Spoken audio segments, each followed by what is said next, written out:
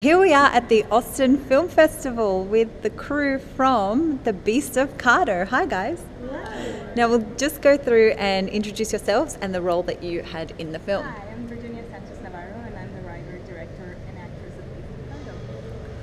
Hi, I'm Starsha Gale. I'm the producer of Beast of Cardo. Hi, I'm Jorge Luis Moreno and I'm an actor. So we'll start with you as the writer. I am so curious to know how you came up with this story. Well, I was brought up in Santiago, Dominican Republic, and even though I wasn't part of that sort of society, the high elite society of the town that the film explores, I was able to be pretty close to them and to observe the way in which they all lived in this in this kind of a suffocating environment that they knew was wrong, but they couldn't get away from it for some reason.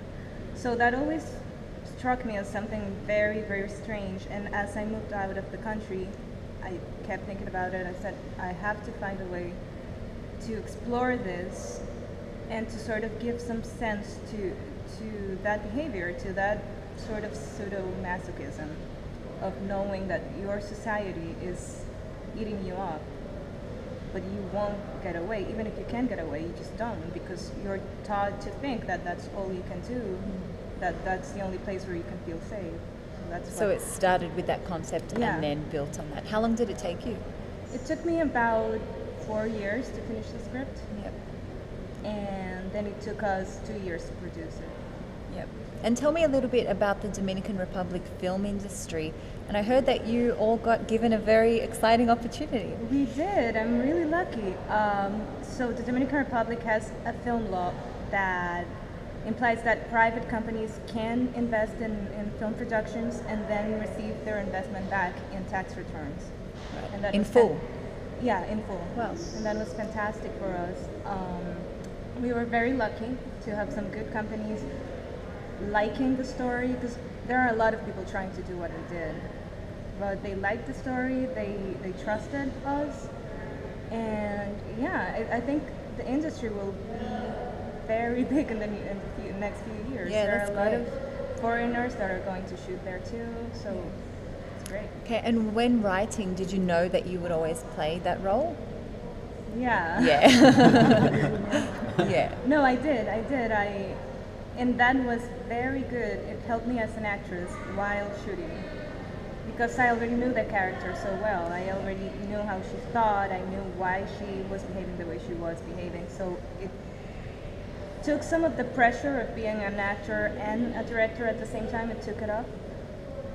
But yeah, I wrote her with me in mind. I wanted to finish the process of understanding why the people from that town were like that, and I think that playing her was like Did a you touch. Did you get your answer? I think I did. Yeah, I think I did. Yeah. And just with writing, directing, and acting, did you find that the roles overlapped and you found difficulty in, being the director or being the actor and being too emotionally invested as the writer as well? And were there any issues with you with that? Honestly, I think it's more the writer-director relationship that overlaps. Because you work for so long on your script and you love your character so well, it's really hard when you realize as a director that you have to cut the script, you have to cut some scenes that I really love. I fell in love with the character of Hermes, and I just wanted to give more to the audience from here, but I realized, no, it has to be simple, it has to be like that.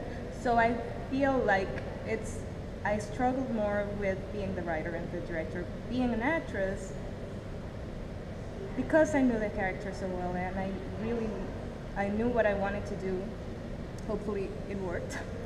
I don't think so. It's more a matter of concentration, of being able to split your brain in two places, in front of the camera, behind the camera. And definitely it's a matter of trust, of planning and just talking to every single person in your crew to make sure that before you become the character, everybody knows what they're supposed to do, what we're trying to achieve in the story. Yep. So were there any creative clashes between the team, and then who got final say?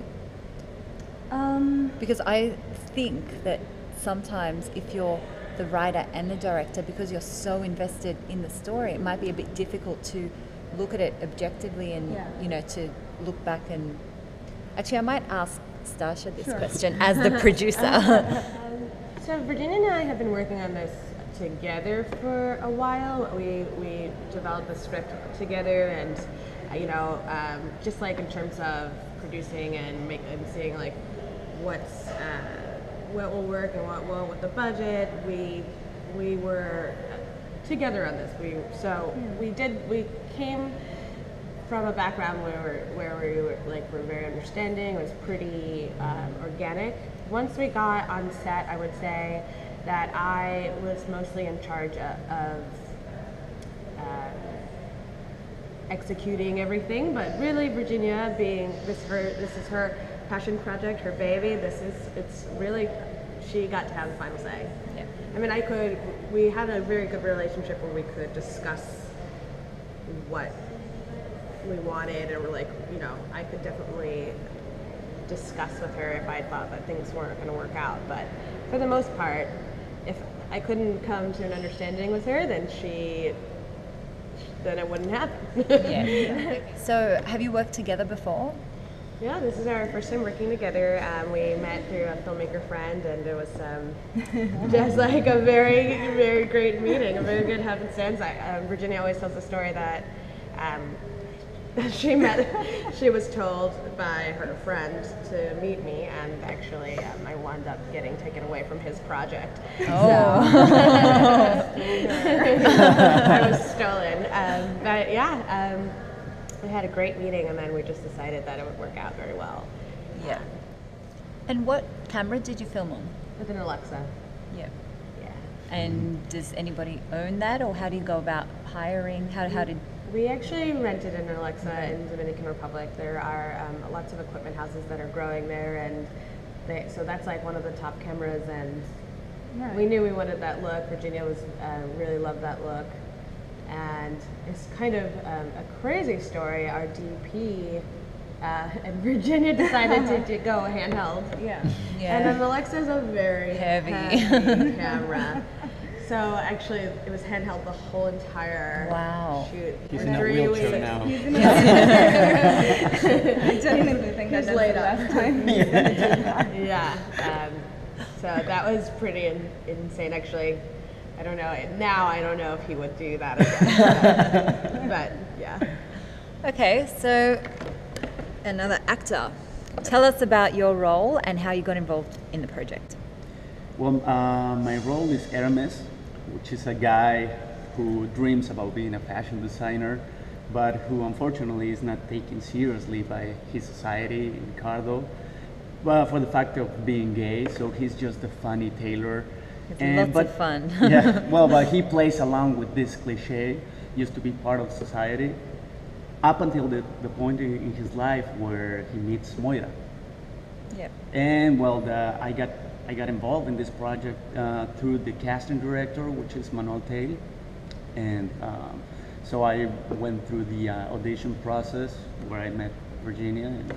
So just with the casting process, Right. you had a casting director and you got lots of different options for actors. Yeah, I met Manuel Tail, and we were lucky enough to have him want to join our project. He gave me a few options, but I keep telling her the story. It's a funny thing. I don't know if it's because I'm also an actress, but you see someone immediately. The first time I saw his picture, I'm like, okay, he has the face. This is the face. But he went into audition. I read lines with him, and it happened so organically that it was a really easy decision. He had the character. He had without even having read the whole script, he understood the character, and it was great. And again, because I was directing at the same time, it was really important for me to find someone with whom I could work easily, who would understand his character. And Starsha and I always kept saying the key to this movie is Hermes and Moira having good chemistry. So after the first audition, it was clear he had to be Hermes. Yeah, and just back on that, with a lot of actors have difficulty when they go into an audition. You haven't seen much of the script, you probably just get one scene. How did you approach the character? She says you were pretty much perfect for it as you came in. What did you do to prepare? I don't know if perfect is the word. But the thing is, I don't remember if I read the script before. No. Well, I got the scenes. Yeah, that's right. I got the scenes, and it was really weird because even when I read the scenes for the first time, it was something like really attracted to me, and so at least the first thing I did through the character, it was more of an instinct, and then but I was so attracted to it that I don't know, it was more of an instinct job. But then when Virginia sent me the script, I was like mesmerized by the story. Oh, wow. And yeah. so and then we just talked about it, and but there was one thing that personally I didn't want to. I thought that the risk of the character was that for him being gay, I didn't want to become like a cartoon character, and I didn't want to be offensive to it. So I was really like afraid of going to the wrong way. So like talking to Virginia helped me a lot to understand, and then she was like telling me that she has these Greek mythology references, and once in my life I was really obsessed with it, so that really hooked me in more, and so that was a really like enjoyable process for me, which came along by itself, I can say. So, do you have any more screenings here at Austin? No, we're done. You're done. Wow. And what's next for you? I'm developing the new script, and I still can't say a lot about it, but I do want to keep the magical realism aspect in them, and I want to explore. In Bestia de Cardo, in Beast of Cardo, we explore how the external world can affect one person's mind and just mood. But now I really want to go into the person affecting the environment. So. Oh, interesting. Can't wait to see that one come along. And Stasha, what about you? So I produced this one, but I'm about to develop my own script, or I am in development with my own script, and hoping to shoot it in the summertime. And it's a dark comedy. So Oh, nice. for that. And how inspiring has the Austin Film Festival been? It's been extremely inspiring. It's great to meet all these very talented people, and also very fun to meet other producers with very like intense videos or movies, like just with so many elements. And like, oh, I'm so glad we can understand this together. It's been really great. Yeah. And what about you? Well, hoping to be in her upcoming movies. No, but I'm going to start. I think this was the first and last time. No, I'm going to start the movie back in Mexico, and the shooting starts in November, and it's going to be like it's an interesting plot because it's about zombies during the Independence War in Mexico. Wow. Lots of fun. Yeah. All right, well, thank you all so much. I wish you all the best with the future and with this film and everything. Thank you. All right, bye.